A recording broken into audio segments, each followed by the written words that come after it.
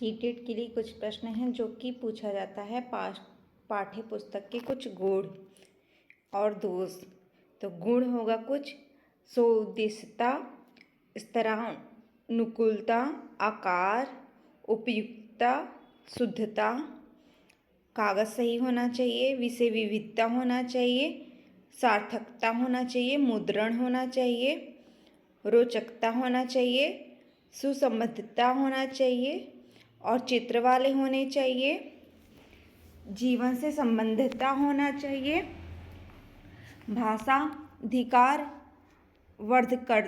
वर्धकता होना चाहिए, जिल्द होना चाहिए, क्रमबद्धता होना चाहिए, मौलिकता होना चाहिए, आवरण भी होना चाहिए, आदर्शवादिता होना चाहिए और शैलीगत होना चाहिए, शैलीगत विविधता होना चाहिए, मूल्य भी सही होना चाहिए, व्यवहारिक होना चाहिए और उस बुक का नाम सही होना चाहिए। इसी प्रकार पाठ्यपुस्तक के कुछ दोष हैं जो कि इस प्रकार हैं। ये ऑप्शन में पूछ सकता है कि गुण क्या है और दोष क्या है, तो आप देख कर लगा सकते हैं निशान।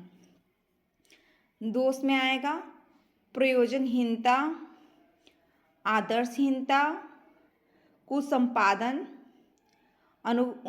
अनुपयुक्तता, अव्यवहारिकता, शैलीगत अरोचकता, नीरसता कि बोर ना हो, बच्चे के लिए कितना अच्छा चित्र होना चाहिए कि अच्छे से पढ़े, अशुद्ध तो बिल्कुल नहीं होना चाहिए, दोष है ये।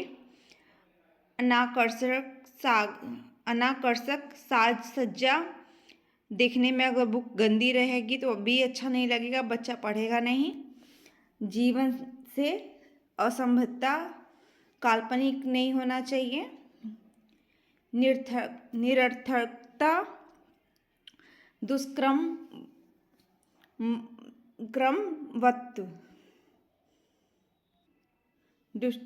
दुष्क्रमवत् और पृष्ठपेषण नहीं होना चाहिए।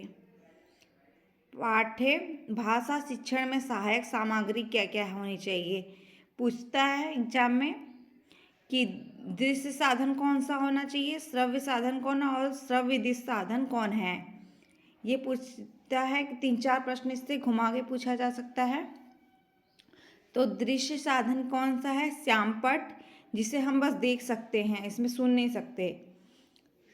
सूचना पट, पुस्तक, शैक्षिक यात्राएं, प्रतिरूप मॉडल, वास्तविक पदार्थ, मानचित्र, कार्टून, रेखाचित्र, flash card, magic lantern, overhead projector, slides, चित्र विस्तारक, संग्रहालय, मुख्य चित्र, ये सब क्या है, दृश्य साधन।